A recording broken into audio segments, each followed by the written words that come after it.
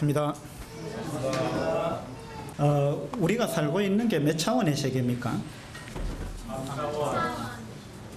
3차원입니까? 네.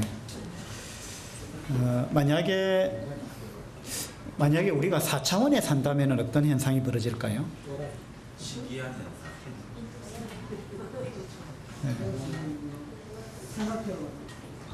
네. 예.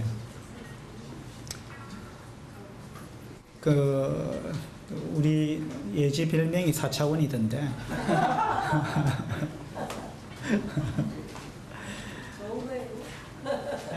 3차원에 비해서 훨씬 좋은 거죠. 예. 예. 우리가 3차원의 세계에 지금 살고 있는데 3차원의 세상에 있으면서 우리가 4차원의 삶을 살 수 있다면, 현재 3차원의 세상에 있지만 우리의 삶이 4차원적인 삶을 살 수 있다면 대단하겠죠. 근데 저는 이 말씀을 가만히 묵상하면서 주님께서 우리가 비록 현실적으로 3차원의 세계에 있지만 그러나 우리의 삶은 4차원의 삶이 되기를 하나님은 원하신다. 저는 그런 생각을 해봅니다. 그러니까 우리의 삶의 차원이 그렇게 높아야 된다는 이야기죠. 이제 일반 구원받지 못한 사람은 그냥 3차원의 세상에 사는 겁니다.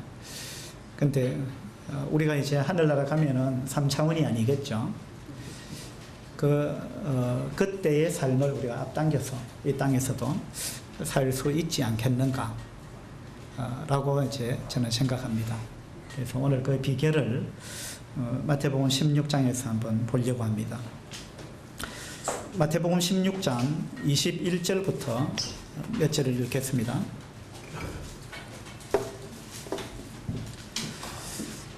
마태복음 16장 21절. 이때로부터 예수 그리스도께서 자기가 예루살렘에 올라가 장로들과 대제사장들과 서기관들에게 많은 고난을 받고 죽임을 당하고 제3일에 살아나야 할 것을 제자들에게 비로소 나타내시니 베드로가 예수를 붙들고 항변하여 이르되 주여 그리 마옵소서. 이 일이 결코 죽게 미치지 아니하리이다. 예수께서 돌이키시며 베드로에게 이르시되 사탄아 내 뒤로 물러가라. 너는 나를 넘어지게 하는 자로다. 내가 하나님의 일을 생각하지 아니하고 도리어 사람의 일을 생각하는도다 하시고 이에 예수께서 제자들에게 이르시되 누구든지 나를 따라오려거든 자기를 부인하고 자기 십자가를 지고 나를 따를 것이니라. 누구든지 제 목숨을 구원하고자 하면 잃을 것이요 누구든지 나를 위하여 제 목숨을 잃으면 찾으리라. 사람이 만일 온 천하를 얻고도 제 목숨을 잃으면 무엇이 유익하리요? 사람이 무엇을 주고 제 목숨과 바꾸겠느냐? 인자가 아버지의 영광으로 그 천사들과 함께 오리니 그때에 각 사람이 행한 대로 갚으리라. 진실로 너희에게 이르노니 여기 서 있는 사람 중에 죽기 전에 인자가 그 왕권을 가지고 오는 것을 볼 자들도 있느니라. 베드로가 그 위대한 신앙 고백을 했었던 이러한 장면을 우리가 지난번에 살펴봤습니다. 지금은 그 위대한 신앙 고백을 했던 베드로가 또 이제 엉뚱한 이야기를 해가지고 주님으로부터 책망을 받는 그러한 장면을 우리가 읽었습니다. 26절을 다시 한번 보시죠. 26절이 무슨 뜻인지 여러분 잘 생각해 보시기 바랍니다. 사람이 만일 온 천하를 얻고도 제 목숨을 잃으면 무엇이 유익하리요? 사람이 무엇을 주고 제 목숨과 바꾸겠느냐? 자, 이것이 무슨 뜻일까? 객관식으로 하겠습니다. 사람이 만일 온 천하를 얻고도 제 목숨을 잃으면 무엇이 유익하겠느냐? 1번 이 말씀의 뜻은 1번 건강이 최고다. 건강을 잃으면 모든 것을 잃는다. 약국에 가면 많이 걸려 있더라고요. 이런 액자가. 자, 건강이 최고다. 건강을 잃으면 모든 것을 잃는다. 그래서 건강을 잘 유지해야 한다. 1번. 2번. 목숨이 제일 귀하다. 목숨이 제일 귀하다. 그래서 목숨이 제일 귀하니까 어떻게 해야 돼요? 어떻게 해서든지 살아남아야 한다. 몇 번이 답일까요?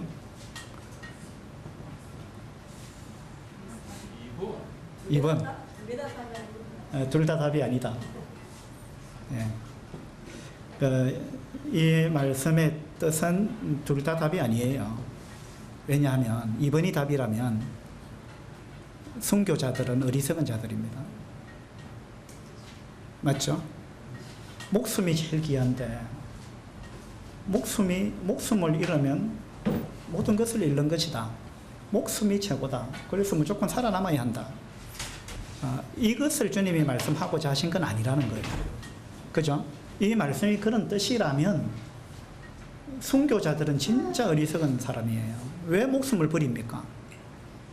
그 말은 뭐냐면 목숨보다 더 중요한 무언가가 있다라는 이야기예요. 목숨보다 더 중요한 거 있습니다. 뭘까요? 여기서는 지금 목숨보다 중요한 게 없다라는 의미로 들립니다. 26절은. 근데 26절의 이 말씀은 뭐냐 하면 세상 사람들의 관점에서 볼 때 그렇다는 것입니다. 이건 이제 세상 사람들의 어떤 그 생각과 이 세상에서의 일을 주님이 예를 든 거예요.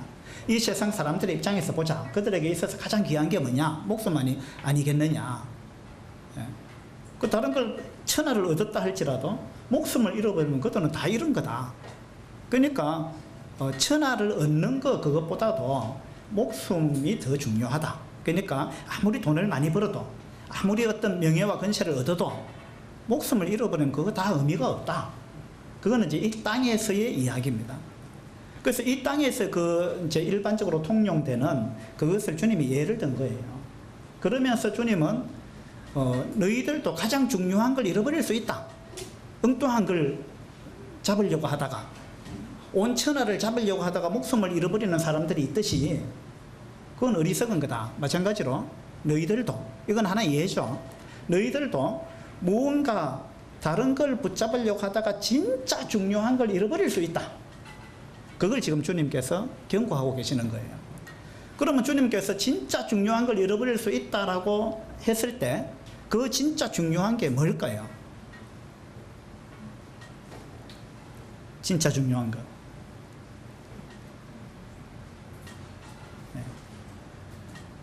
오늘 이 부분에 대해서 우리가 좀 생각해 보기를 원합니다. 21절을 다시 한번 보죠. 예수님께서 내가 이제 예루살렘으로 올라가야 한다. 그리고 예루살렘에 가게 되면 장로들과 대제사장들과 서기관들에게 많은 고난을 받게 될 것이다. 그리고 내가 죽임을 당할 거다. 그렇게 주님께서 말씀하셨습니다. 베드로가 주님이 바로 하나님의 아들이십니다라는 놀라운 고백을 하고 난 다음에 주님은 그래 맞다. 그래서 이 반석 위에 내가 교회를 세우겠다라고 말씀하시고 여기까지는 아주 희망적인 이야기예요. 그런데 갑자기 절망적인 이야기를 주님이 하셨습니다. 뭐냐 하면은 내가 예루살렘에 갈 거다. 그리고 예루살렘에 가면은 내가 많은 고난을 받고 내가 죽임을 당하게 될 거다. 라고 말씀하셨습니다. 그러니까 베드로가 도대체 좀 전까지는 너무나 희망적인 말씀을 하셨는데 갑자기 엄청난 고난을 받고 죽임을 당한다. 이건 완전히 실패잖아요. 인간적인 관점에서 볼 때. 그 이런 말씀을 주님이 하시니까 베드로가 어떻게 했습니까?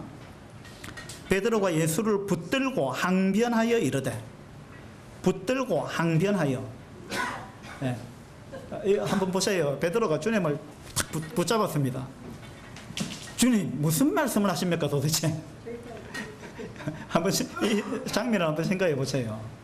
베드로가 기가 찬 거예요. 지금 주님이 이 말씀을 딱 듣는 순간 베드로가 완전히 도대체 이게 뭐냐? 이런 일은 일어나면 안 된다. 큰일 난다. 이건 아니다. 이건 아니. 주님 지금 잘못 말씀하셨습니다. 주님 지금 뭔가 착각하고 계신 것 같습니다. 이제 베드로의 마음이 이런 거예요. 그 주님 딱 붙들었습니다. 그 다음에 붙들고 어떻게 했다 했어요? 항변했다. 항변. 항변했다는 게 무슨 말일까요? 항변했다. 국어사전에 찾아보니까 항의했다라는 의미더라고요. 항의했다. 자, 항변했다는 말은 주님한테만 베드로가 항의를 하는 겁니다. 주님을 붙들고 막 항의를 하는 거야. 아닙니다. 무슨 말씀을 그렇게 하십니까?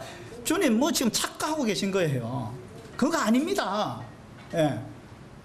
하고 이제 베드로가 완강하게, 이 베드로의 태도가 지금 아주 강한 태도입니다. 이게 붙들고 항변했다는 거. 그래서 어떻게 이야기를 했느냐 하면, 주여 그리 마옵소서. 주님 그러면 안 됩니다. 예. 그리 마옵소서. 그리 마옵소서. 주님 그거 아닙니다. 그러면 안 됩니다. 그런 이야기죠. 이 일이 결코 주께 미치지 아니하리이다. 결코. 이 베드로는 지금 아주 단호합니다. 주님을 딱 붙잡고 항의를 하면서, 주님 그리 마옵소서. 주님 그러면 안 됩니다. 그리고 이 일은 결코 일어나지 않을 겁니다. 장담을 하는 거예요. 결코. 제가 그래도 안 되겠습니다. 그렇죠. 내가 맡겠습니다. 내가 보호하겠습니다. 지금 이제 주제 파악이 안 된 거예요. 자기가 누군지, 주님이 누군지, 주님이 하나님의 아들이라고 고백해놓고, 그래 놓고도 지금 베드로의 마음은 순간적으로 그걸 잃어버렸어요.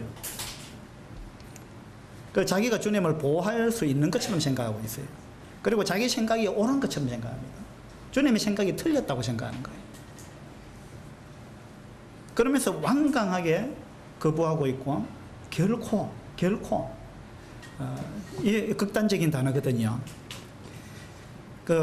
우리는 항상 극단적인 단어를 조심해야 돼요. 극단적인 단어를 안 쓰는 게 좋습니다. 내 손에 장을 지지라라든지 굉장히 위험한 말이에요. 예. 극단적인 단어를 쓰면 반드시 후회하게 됩니다. 그래서 극단적인 단어를 가능하면 안 쓰려고 여러분 노력하셔야 돼요. 예. 그래서 극단적인 단어, 이제 예를 들면 결혼을 해가지고 결혼해 살다 보면 뭐 싸울 때도 있고 뭐 어려울 때가 많죠. 항상 행복하겠습니까? 항상 기쁘겠어요? 안 그렇죠? 뭔가 갈등이 있죠. 어떤 때는 딱 헤어지고 싶을 때 있죠. 같이 안 살고 싶을 때 있잖아요. 그런 생각 안 해본 사람 아마 없을걸요. 그때 조심해야 된다는 거예요.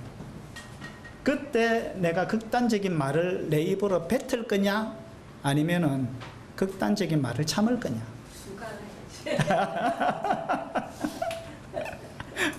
그리고 뭔가 내 심사가 너무 괴로울지라도 말을 좀 더 부드럽게 그냥 좀 완화시켜서 할 거냐, 안 그러면 하고 싶은 말 다 해버릴 거냐. 이거 하고 싶은 말 다 해버리는 거 진짜 어리석은 사람이에요. 그때 이혼합시다.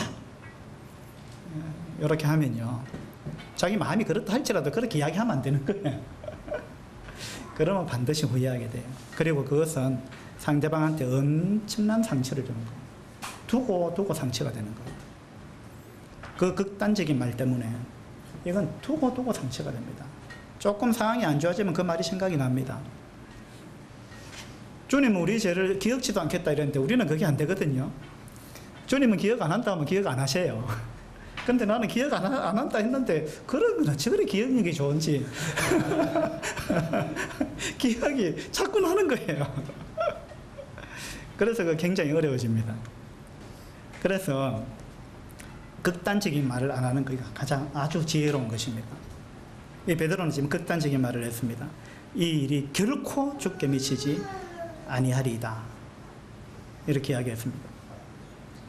이걸 공동번역으로 보니까요, 베드로는 예수를 붙들고 주님 안 됩니다.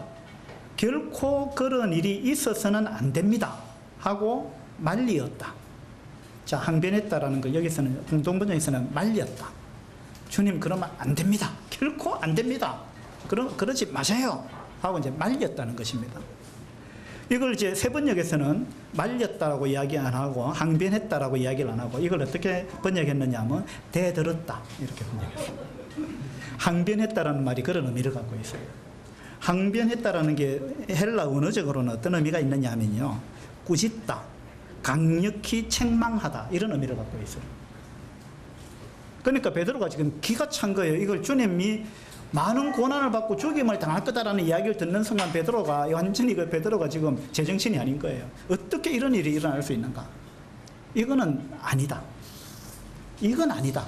베드로는 그 생각에 사로잡혔어요. 그래가지고 주님을 책망하듯이 베드로가 한 것입니다.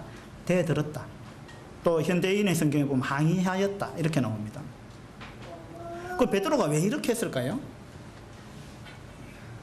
베드로가 왜 이렇게 주님한테 강하게 주님을 붙들고 막 흔들었는지 모르겠어요. 왜 그랬을까요? 베드로가 왜 이렇게 했을까요? 예? 예, 베드로의 생각은 이 세상의 관점에서 지금 생각하고 있는 거예요. 자, 베드로가 이렇게 한 것은 주님을 위해서 했다. 주님이 이런 어떤 어려운 일을 당하면 안 된다. 주님이 이런 어떤 모욕을 당하면 안 된다. 라고 생각해서 주님을 위하는 마음으로 했을 수도 있어요. 자, 그럴 수도 있겠죠. 또 하나는 베드로의 마음속에 이런 게 있을 수도 있어요. 내가 따르는 이 주님이 그런 일을 당하면 그럼 나는 어떻게 되느냐? 주님이 모욕을 당하고 핍박을 당하면 그럼 나는 어떻게 되느냐? 어떻게 되겠어요, 베드로는? 베드로도 동일한 처지가 되는 겁니다. 그렇죠? 그러니까 베드로는 이게 싫었습니다. 물론 주님이 그렇게 고난을 당하고 죽임을 당하는 것도 싫고 또 그것만이 아닐 거예요, 분명히. 나도 그럼 그렇게 될 거 아니냐, 나도. 주님이 이 땅에서 영광을 취하면 나도 그 영광을 함께 얻는 것이고, 주님이 이 땅에서 고난을 받고 죽임을 당하면 그러면 내 앞길도 캄캄하구나. 아, 나는 주님 따라다니면서 출세할 줄 알았는데 아니구나. 아마 베드로는 그 생각을 했을지도 모르겠어요. 그렇게 이제 베드로가 말리니까 예수님이 어떻게 반응하셨느냐 하면 23절입니다. 예수께서 돌이키시며 베드로에게 이르시되 사탄아 내 뒤로 물러가라. 너는 나를 넘어지게 하는 자로다. 자, 베드로는 주님을 위해서 이 말을 했습니다. 주님과 자기를 위해서 주님 이런 결코 일어나서는 안 됩니다 하고 주님을 위해서 이야기를 했을 텐데 주님은 그 말을 하는 베드로 보고 사탄아 이랬습니다. 그리고 넌 내 뒤로 물러가라. 너는 나를 돕는 자가 아니다. 어떤 자예요? 넘어지게 하는 자다. 베드로의 이름이 돌이라 했잖아요. 반석이라 했잖아요. 이 베드로가 지금 걸림돌이 된 겁니다. 돌은 돌인데 반석도 아니고 디딤돌도 아니고 걸림돌이에요.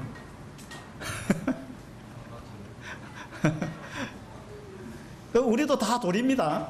우리 다 성전을 지어가는 우리 다 돌이잖아요. 또 산돌이라 그랬잖아요. 그러니까 여러분은 어떤 돌인지 생각해 보세요. 이게 건축을 해 나가는데 도움이 되는 돌인지 안 그러면 내가 걸림돌인지. 이 베드로는 지금 걸림돌 역할을 하고 있는 거예요. 그래서 너는 나를 넘어지게 하는 자다 이랬습니다. 넘어지게 하는 자다. 자, 이게 우리가 생각할 때 참 이해가 안 되는 거죠. 주님이 고난을 당하고 죽임을 당하는 걸 막으려고 하는데 그걸 왜 주님은 돕는 자라고 안 하고 넘어지게 하는 자라고 이야기하느냐 이거예요. 너는 나를 넘어지게 하는 자다.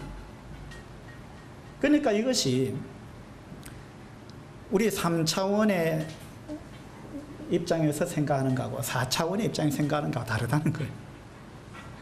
이 땅의 관점에서 우리가 뭘 보느냐 안 그러면 하늘의 관점에서 보느냐에 따라 다르다는 것입니다.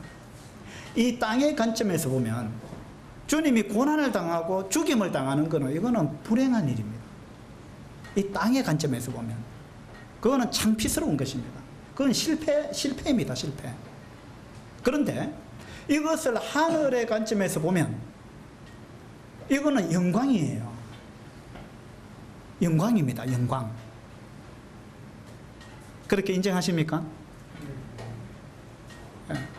주님은 지금 영광의 길을 가고 있는 거예요. 주님은 십자가에 매달리기 위해서 오셨습니다. 주님은 그 목적을 갖고 오셨는데 베드로는 그러면 안 됩니다 이랬단 말이에요. 이건요, 베드로가 지금 하늘의 관점에서 뭘 보고 있지 못하다는 이야기입니다.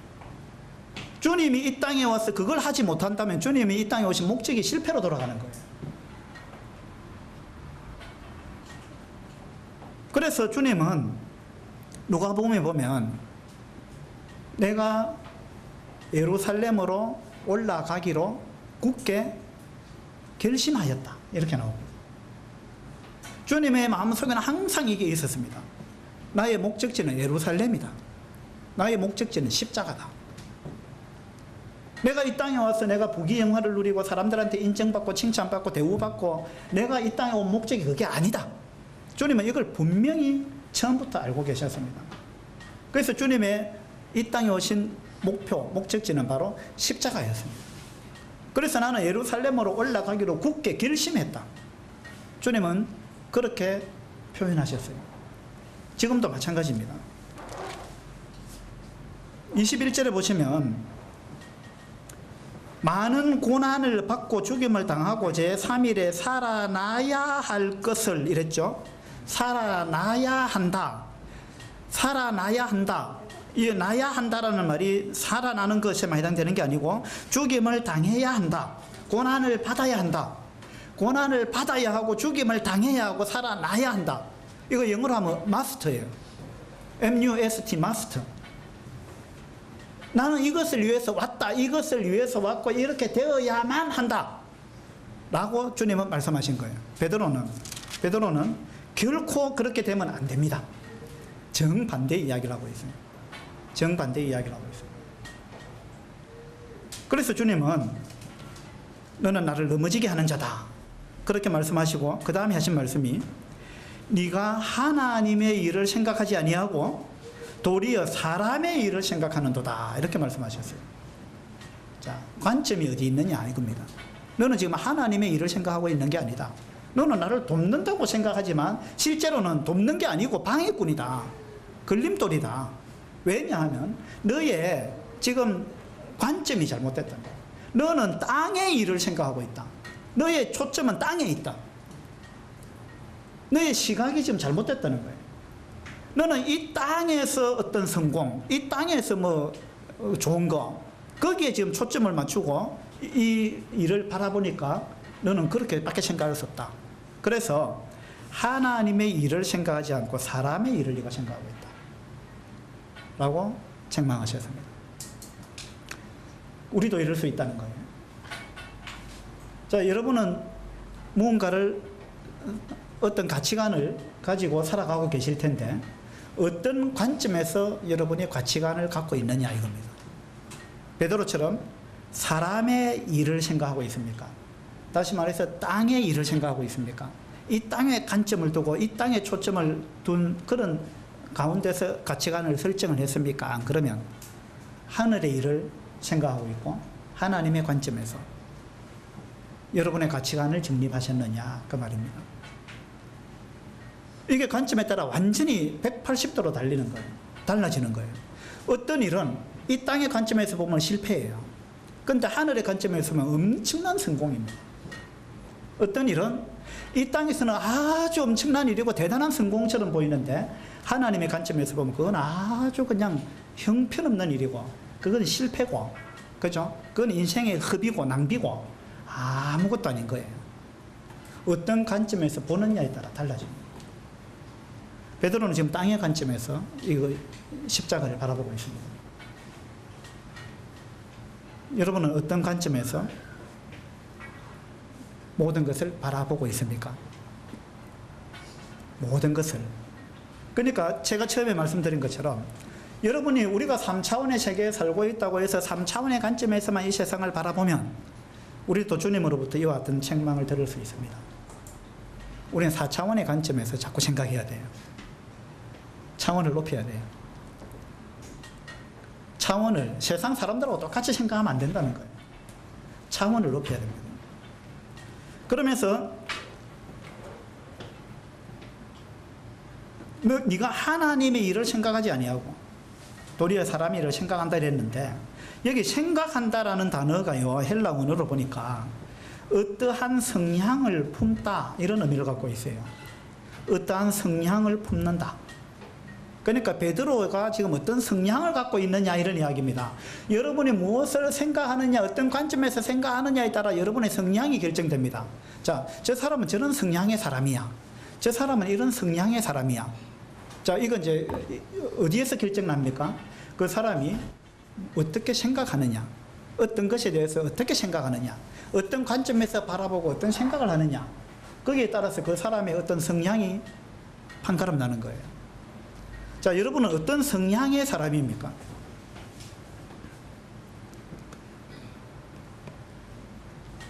어떤 성향의 사람이다 이 말은 그 사람의 삶의 방향이 어떠하냐, 그 사람의 가치관은 어떠하냐, 그 사람의 삶의 의식 구조는 어떠하냐, 그 사람은 무슨 생각을 갖고 사느냐, 무엇을 추구하며 사느냐, 그 사람의 관심사는 뭐냐, 이런 것이 그 사람의 성향입니다.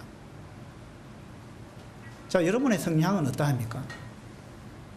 베드로는 인본주의적인 성향을 갖고 있고 이 땅에 속한 가치관을 갖고 그렇게 바라봤습니다.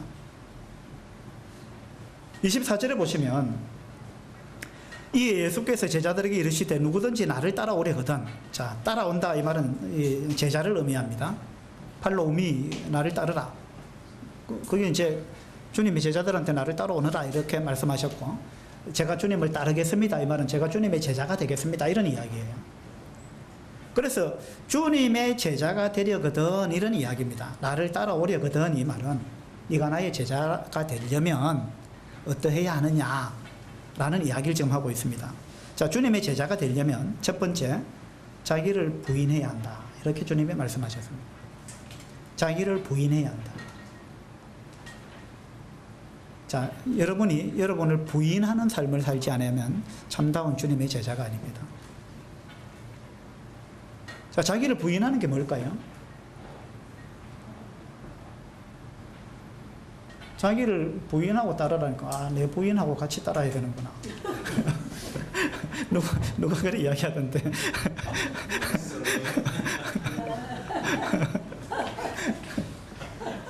그 부인 말고.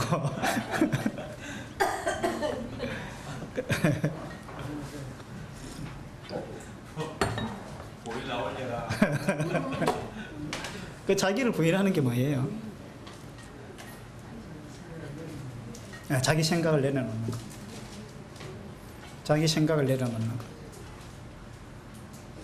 또 자기를 부인한다.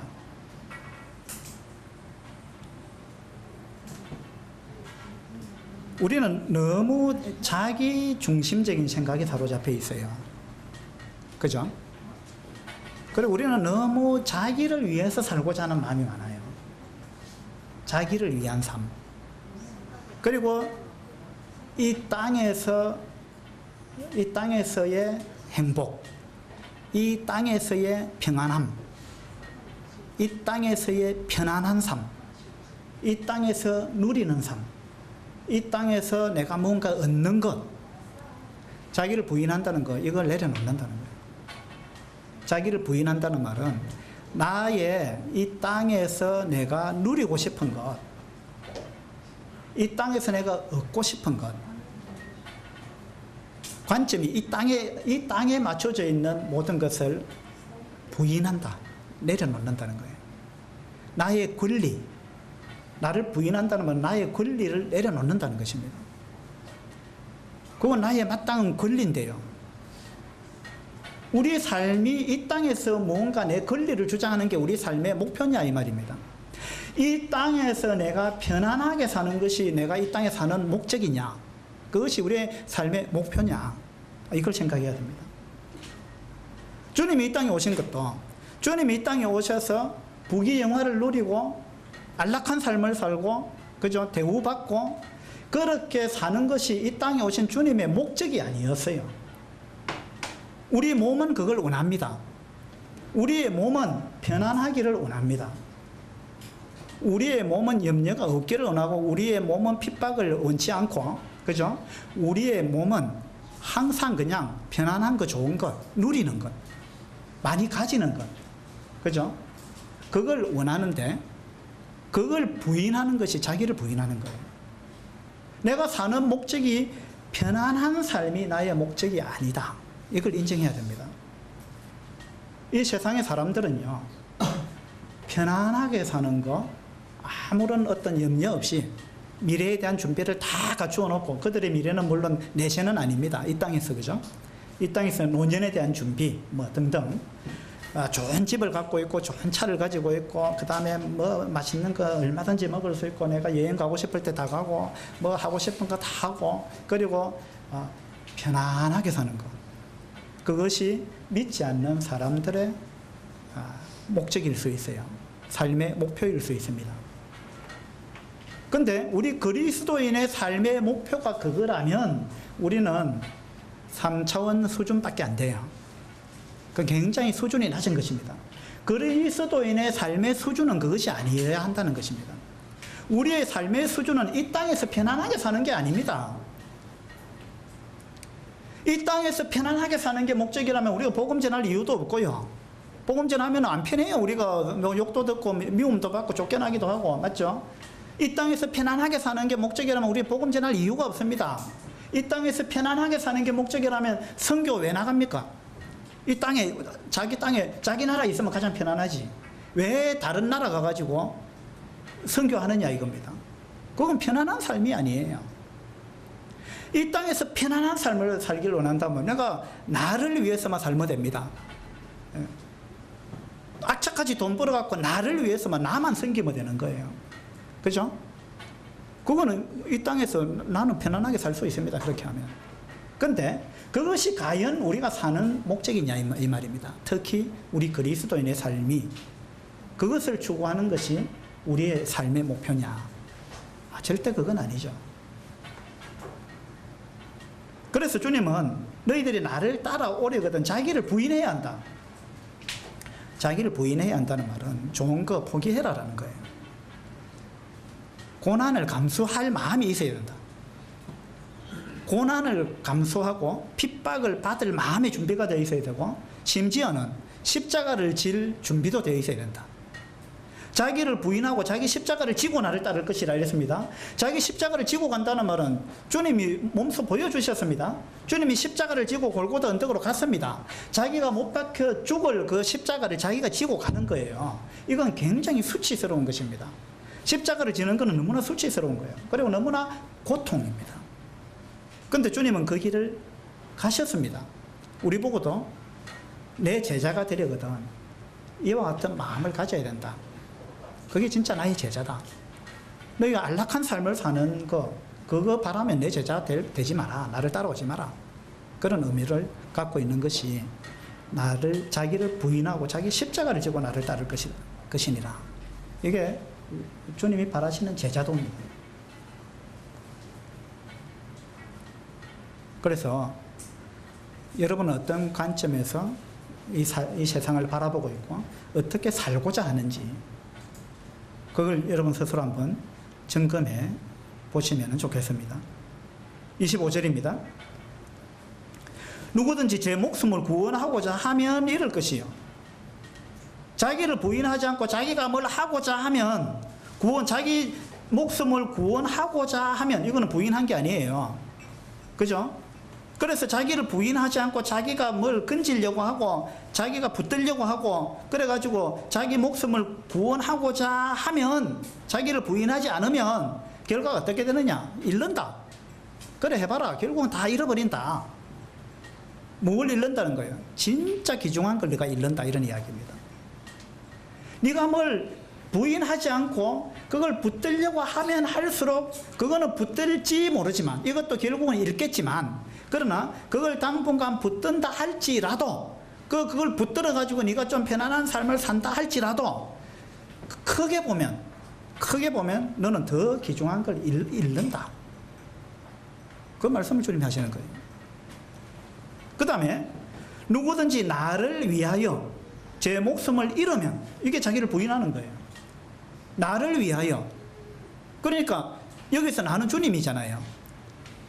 주님을 위하여 네가 고난도 당하고, 주님을 위하여 무언가를 손해도 보고, 주님을 위해서 무언가 포기하고, 그렇게 하면 이게 자기를 부인하는 거예요. 자기 십자가를 지는 것입니다. 그렇게 하면 그 다음에 어떻게 돼요? 나를 위하여 제 목숨을 잃으면 찾으리라. 목숨을 잃었는데 뭘 찾아요? 목숨을 잃었는데 다 끝나버렸는데. 이게 세상 사람들 생각이에요. 그러나 주님은 네가 목숨을 잃는다 할지라도 더 중요한 걸 얻는다. 더 중요한 걸 얻는다. 그죠? 그 말씀을 하시는 거예요. 그러면서 26절에 사람이 만일 원천을 얻고도 제 목숨을 잃으면 무엇이 유익하리요? 사람이 무엇을 주고 제 목숨과 바꾸겠느냐? 그래서 이 세상 사람들이 볼 때는 목숨이 가장 중요한 것이지만, 그러나 25절에 보니까 목숨을 잃으면 찾는다. 더 중요한 걸 찾게 된다. 더 중요한 걸 찾는다. 너는 어떤 관점에서 살 거냐? 내 제자가 되려면 자기를 부인하고 자기 십자가를 질 그런 마음이 있어야 한다. 그게 진짜 나의 제자다. 주님은 그렇게 말씀하고 계십니다. 자, 어느 것이 더 유익하냐? 어느 것이 더 유익하냐? 26절, 그죠? 어느 것이 더 유익하냐? 어느 것이 더 중요하냐? 그런 이야기입니다. 자, 에서는 팥죽 한 그릇을 위해서 무엇을 잃었습니까? 장자권을 잃었습니다. 이게 이제 수준 낮은 삶이에요. 히브리서 12장에 보니까 에서가 망령되었다 이랬습니다. 그렇게 한 것, 팥죽 한 그릇, 그건 지금 이제 이 땅에서 관점에서 이게 더 중요하다고 생각하는 거예요. 지금 당장. 그래서 팥죽 한 그릇을 위해서 장자권을 버렸다. 팔았다. 근데 사실은 하나님의 관점에서 볼 때 이 장자권이 훨씬 더 중요하다는 것입니다. 그죠? 이건 영적인 축복이에요. 그 지금 이 에서는 물질적인 이 땅에서 관점에서 무언가를 바라보고 있는 거예요. 그래서 이 땅에서 필요한 걸 붙잡았는데 진짜 중요한 걸 잃어버렸다는 것입니다. 이런 사람을 하나님은 망령된 자다. 그렇게 말씀하십니다. 어린아이한테요. 어린아이한테 100만 원짜리 수표 한 장하고 그 다음에 좋은 그 장난감 자동차 하나 하고 두 개 딱 나눠놓고 뭐 가질래? 이러면 뭐 가지겠어요? 어린애가? 어린애가 틀림없이 장난감 가질 거예요. 장난감이 훨씬 좋아 보이거든요. 이 수표 이건 종이 조각이잖아요. 어린애가 볼 때 이 수표 100만 원짜리 수표의 가치를 모르는 것입니다. 그죠? 그러니까 이제 우리도 그럴 수 있다는 거예요. 우리도 관점을 하나님의 관점에서 보지 않으면 이 100만 원짜리 수표 버리고 어린애처럼 이 장난감 이거 달라고 이거 갖기 위해서 애쓸 수 있다는 거예요. 우리의 삶이. 그 에콰도르 선교 갔다가 선교 당한 사람 누구죠? 네, 짐 엘리엇. 짐 엘리엇의 일기장에 이런 말이 있다 그러잖아요. 결코 잃어버릴 수 없는 것을 위하여 영원히 붙잡을 수 없는 것을 포기하는 자는 결코 바보가 아니다. 어리석은 자가 아니다. 그런 이야기를 했죠. 그러니까 결코 잃어버릴 수 없는 것, 영원한 것. 그 영원한 것을 붙들기 위해서 내가 영원히 붙들 수 없는 거 이거 포기하는 거. 이거 뭐냐면 이 땅에 속한 거예요.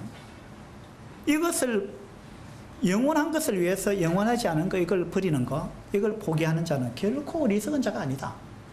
그러면서 이 짐 엘리엇이 아주 그 대학을 수석 졸업했는데 이 전도가 유망한 사람인데 그런 걸 다 포기하고 이게 자기 부인이에요. 포기하고 식인종들이 있는 거기에 선교하러 갔잖아요. 가서 죽었습니다. 가자마자 죽었어요. 그때 미국 사회에서 떠들썩했죠. 우리는 엄청난 손해를 봤다. 이게 무슨 이런 낭비가 있느냐.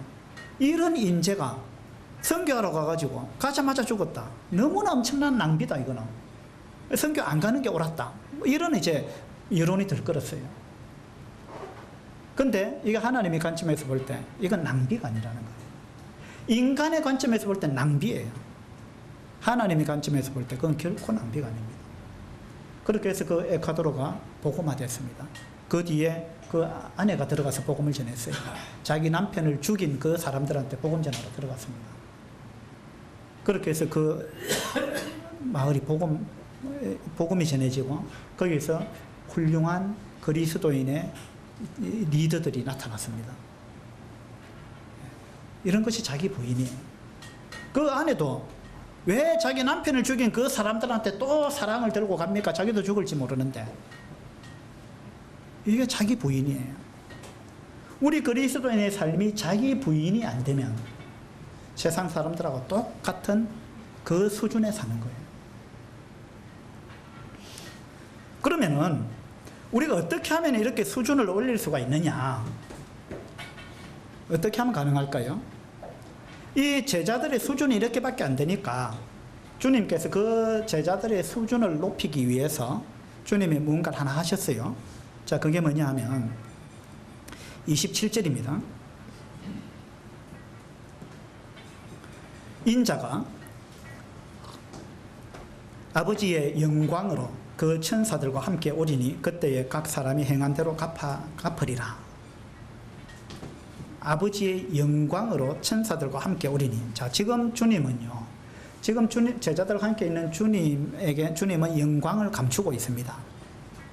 주님의 하늘에서 그 영광, 주님의 실체, 주님의 그 영광스러운 모습, 이거 3차원이 아닌 차원이 다른 그 수준 높은 주님의 실체, 이 실체는 주님이 이 땅에 인간의 몸을 입고 오면서 그걸 실체를 숨기고 오신 거예요. 그런데 주님이 내가 아버지의 영광으로 그 천사들과 함께 올 거다 라는 걸 이야기를 하셨어요. 그러니까 너희들이 눈을 높여야 한다. 눈이 높다는 말은 교만하다는 말이 아니에요. 여기서 제가 하는 말은 너희들의 수준을 높여야 한다. 보는 눈을 높여야 한다. 너희들이 나를 지금 나의 영광을 가리고 있는 이 모습만 보면 안 된다. 그 뒤에 있는 실제를 알아야 된다. 그 실체를 알면 하늘나라의 모습, 그것을 알게 되면 너희들의 생각이 바뀔 거다.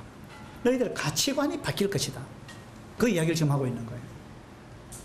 그러면서 주님은 이 영광을 제자들한테 보여주셨습니다. 잠시 이제 맛보기로 보여준 거예요.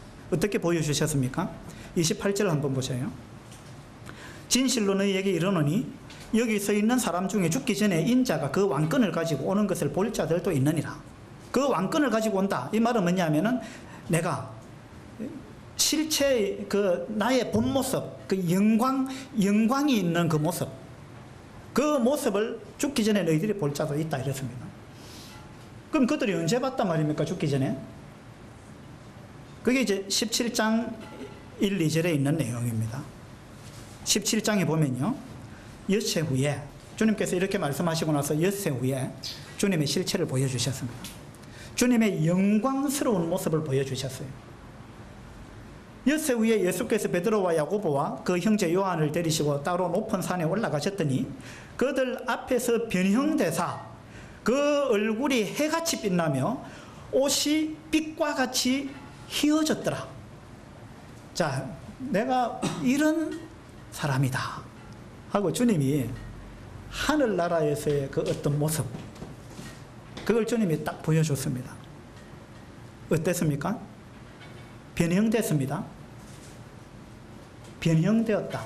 이 변형됐다는 말을 헬라 원어로 찾아보니까요, 형질 자체가 변화되었다.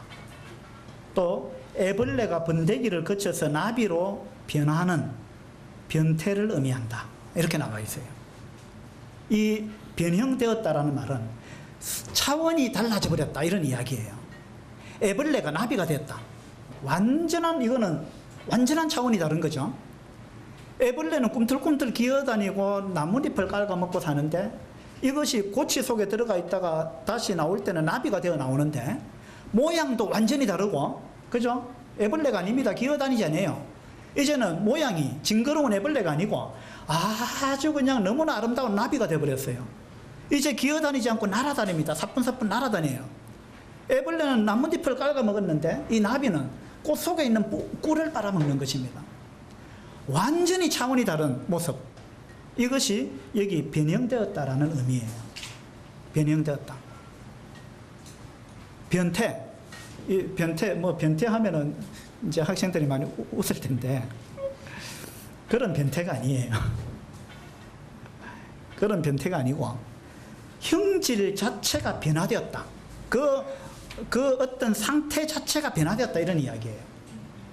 그것이 여기서 이야기하고 있는 변형되었다라는 이야기입니다. 그 주님이 완전히 차원이 다른 주님의 본래 모습을 보여줬다, 이겁니다. 이걸 보는 순간 제자들이 완전히 정신을 잃어버렸어요. 내가 지금까지 생각했던 이 주님은 이런 주님이 아니구나.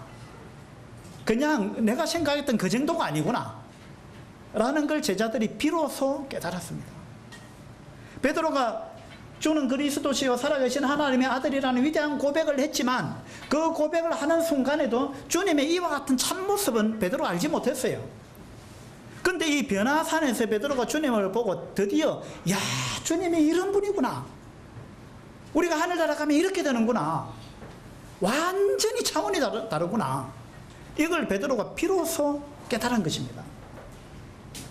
그 차원이 다른 모습은 어떠했느냐면, 그 얼굴이 해같이 빛났다 이랬습니다. 자, 여러분 옆에 있는 사람 한번 보세요. 얼굴 한번 보세요. 빛이 납니까? 예.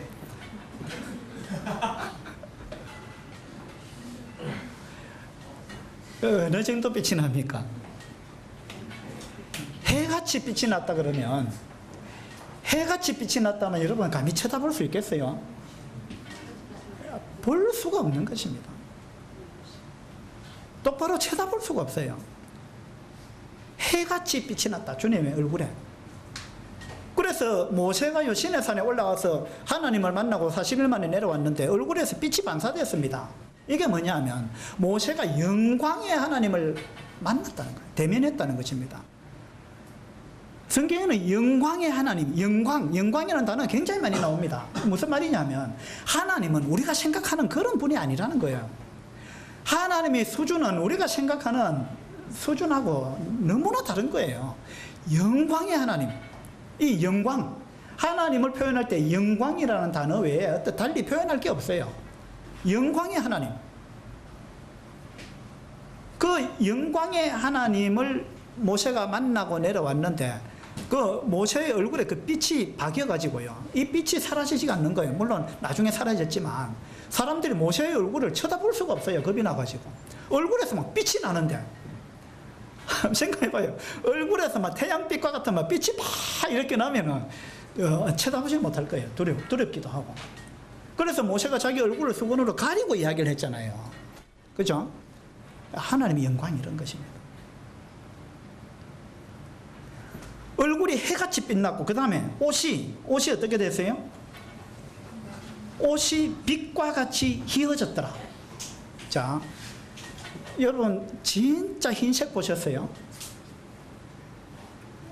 진짜 희고 흰색, 새하얀색 어떤 거 있어요?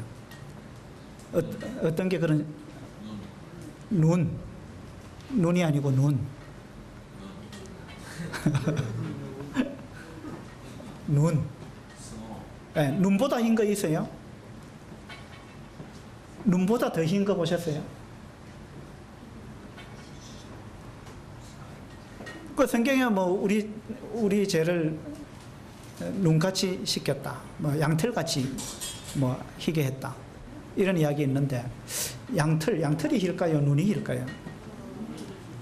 어느 것이 더 힐까요?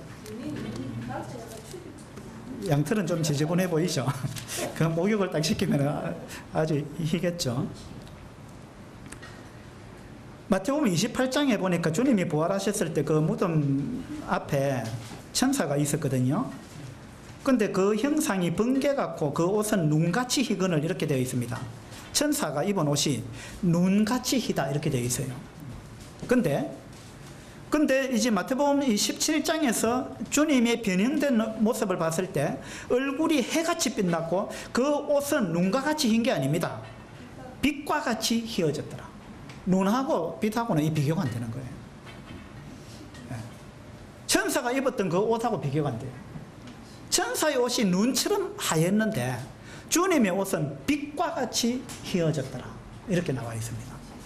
근데 이게 마가복음 9장에 가보면요, 이걸 어떻게 표현했느냐 하면, 마가복음 9장 3절에 보니까 그 옷이 광채가 나며, 옷에서 광채가 났다 그랬습니다. 그 다음에 세상에서 빨래하는 자가 그렇게 희게 할 수 없을 만큼 매우 희어졌더라. 아무리 좋은 세제를 써가지고 빨래를 해도 이렇게 희게 할 수가 없다. 이렇게 하얀 거 본 적이 없다 그 말입니다. 이 세상에서는 아무리 흰색이라 해도 주님이 이때 변형된 주님의 옷에서 나는 이 흰색, 이거는 베드로가 지금까지 본 적이 없다 이런 이야기예요. 이 세상에 빨래하는 자가 아무리 빨래를 해도 그렇게 희게 할 수가 없다. 그걸 나는 본 적이 없다. 그런 이야기입니다. 이게 무슨 의미냐 하면, 주님이 변형된 이 모습, 주님의 실체는 이 땅에서는 우리가 상상할 수 없는, 이 땅에서는 우리가 볼 수가 없는 그런 완전히 이 땅의 차원을 초월한 다른 차원의 모습이다. 이런 이야기예요. 다른 차원의 모습. 베드로가 이걸 봤습니다. 주님이 이걸 보여주신 거예요. 수제자 3명한테 보여줬습니다. 베드로와 야고보와 요한한테 보여줬어요. 이걸 보고 이 세 제자의 삶이 달라진 거예요. 어떻게 달라졌습니까? 가치관이 변해버렸습니다. 왜? 하늘의 영광을 보고 나니까 이 땅에 자기들이 좋아했던 거, 그거 보니까 아무것도 아니라는 걸 깨달은 거예요. 야, 내가 이걸 갖고 이렇게 내가 아웅다웅하고 이걸 가지고 그냥 이걸 얻지 못해가지고 안다라고 막 내가 이렇게 살았던 걸 생각하니까 너무나 수준이 낮았다는 거. 이 지금 하늘의 영광, 예수님의 그 영광, 그걸 딱 보고 나니까 이 땅의 것은 너무나 아무것도 아니라는 거, 그걸 깨달아 버린 거예요. 하나님은 지금 우리도 동일하게 이걸 깨닫기를 원하시는 겁니다. 이걸 깨닫기를 원하는 거예요. 여기에 주님이 변형이 되었는데 거기에 주님과 함께 누가 있었어요? 그때의 모세와 엘리야가 예수와 더불어 말하고 있었습니다. 이 모세와 엘리야도 영광의 지금 형체로 나타난 겁니다. 영광을 입었죠. 우리도 영광을 입게 됩니다. 나중에 우리도 예수님처럼 이런 영광의 모습을 갖게 됩니다. 여러분 얼굴에서 해와 같은 빛이 나고요. 얼마 후에 그렇게 될 겁니다. 완전히 차원을, 지금의 차원을 초월해가지고 엄청나게 수준 높은 그런 단계에 우리가 들어간다 이 말입니다. 그죠? 이 지금 모세와 엘리야가 그런 단계에서 나타난 것입니다. 주님하고 같이. 이 모세와 엘리야가 이제 제자들의 모습을 볼 때, 제자들이 생각하고 있는 거, 제자들이 추구하는 것, 이런 걸 모세와 엘리야가 봤을 때 모세와 엘리야의 마음속에 어떤 생각이 들었겠어요? 야, 너희 제발 눈 좀 떠라. 너희들이 지금 막 뭔가 추구하고자 하는 거, 그걸 우리의 관점에서 보면 그거는 장난감이다, 장난감. 그 어린애 놀이개밖에 안 된다. 그거보다 훨씬 가치 있는 게 있는데 왜 그걸 쫓지 않고 너희 그걸 장난감 그걸 쫓아가 다니느냐. 모세와 엘리야가 분명히 그 생각을 했을 겁니다. 그렇지 않겠어요? 분명히 그 생각을 했을 거예요. 하나님의 이와 같은 이 변화산의 사건을 통해서 우리가 정말 우리가 눈을 높이기를 원하고, 우리가 차원이 높은, 지금 우리가 생각하는 세상 사람들 생각하는 그런 걸 같이 추구하면 안 되고, 정말 차원 높은 입장에서 세상을 바라보고, 이 땅에서 내가 잃는 것이 있을지라도 그건 아무것도 아닙니다. 이 땅에서 내가 손해보는 거 있을지라도 그거 아무것도 아니에요. 그러니까 그거 부인하라는 거예요. 자기 십자가를 지라는 것입니다. 그렇게 했을 때 얻게 되는 것이 훨씬 더 비교할 수 없는, 비교가 안 됩니다. 비교 불가입니다. 비교 불가예요. 로마서 8장 한번 볼까요?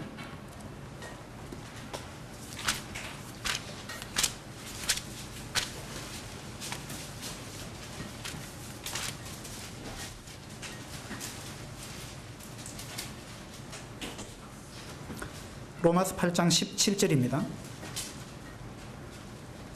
자녀이면 또한 상속자, 곧 하나님의 상속자요 그리스도와 함께한 상속자니 우리가 그와 함께 영광을 받기 위하여, 그와 함께 영광을 받기 위하여.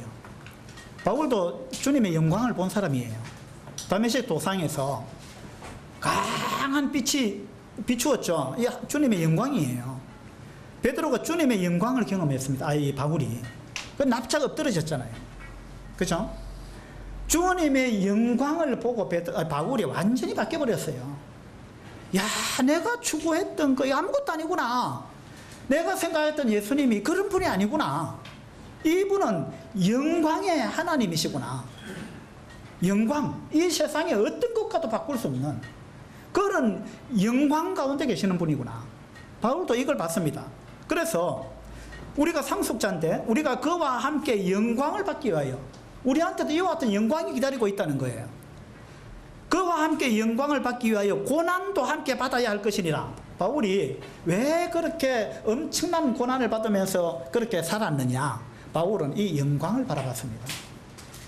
이 영광을 생각하고 있는 사람은, 이 영광을 바라보는 사람은 이 땅에서 받는 고난은 아무것도 아니라고 생각하는 거예요. 이게 바울의 생각이고 선교하러 나간 사람들은 다 이와 같은 마음을 가졌기 때문에 갈 수 있는 것입니다. 이걸 주님의 영광, 우리한테 주어질 이 영광, 이 가치를 알지 못하면 우리는 세상 사람들하고 똑같이 삽니다. 이 영광의 위대함을 모르기 때문에 그런 거예요. 18절에 생각하건대 현재의 고난은 장차 우리에게 나타날 영광과 비교할 수 없도다. 이거는 비교 불가라 이 말입니다. 바울이 얼마나 엄청난 고난을 받았습니까?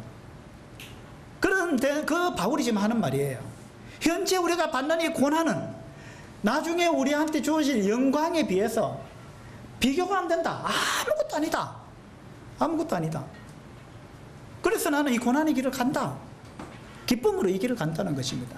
이것이 주님의 제자의 삶의 방법입니다. 나를 따르거든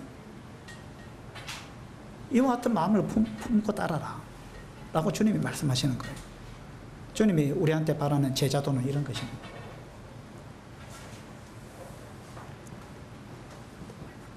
빌립보서에 보면 바울이 안타까운 마음으로 이야기를 하죠. 그들이 다 자기 일을 구하고 예수 그리스도 이름 구하지 아니한다. 이게 뭐냐면 그들의 시야가 잘못됐다는 거예요. 이 땅만 바라보고 있다는 것입니다. 그거 아무것도 아닌 거. 그거 붙잡으려고 진짜 엄청난 거 그거 붙잡지 않는다. 그래서 오늘 이 마태복음 16장과 17장을 보면서 우리는 어떤 가치관을 갖고 살아가고 있는지, 어떤 성향을 갖고 살아가고 있는지, 나는 어떤 성향의 사람인지, 무엇을 더 중요하게 여기는지, 또 나는 이 땅에서 편안하게 사는 것만 추구하고 있는지, 이런 부분을 우리가 한번 생각할 수 있으면 좋겠습니다. 그것이 우리 삶의 목표가 아니라는 것. 진짜 더 놀라운 것이 있다. 진짜 더 놀라운 것. 그것은 바로 하나님께서 우리한테 맡기신 일입니다. 그건 사명이에요. 사명. 그 사명을 위해서 나를 부인할 수 있는 것. 현재 나의 유익과 현재 나의 권리와 현재 나의 안락함과 현재 나의 편안함과 뭐 이런 걸 그 사명을 위해서 이걸 부인할 수 있는 것.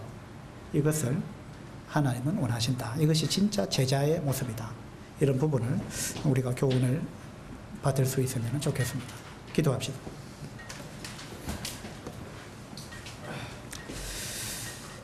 아버지 하나님, 우리가 이 땅에서 여러 가지를 추구하고 살아갑니다. 이 땅에서 사는 것이 돈을 버는 것보다 훨씬 더 큰 무언가가 있을 것입니다. 이 땅에서 우리가 안락하고 편안하게 사는 것, 그것보다도 더 훨씬 위대한 살아야 하는 목적이 있을 것입니다. 우리가 그것을 바라보게 해주시기 바랍니다. 그것은 바로 하나님의 관심사이고 우리의 관심사가 하나님의 관심사와 동일하게 되기를 원합니다.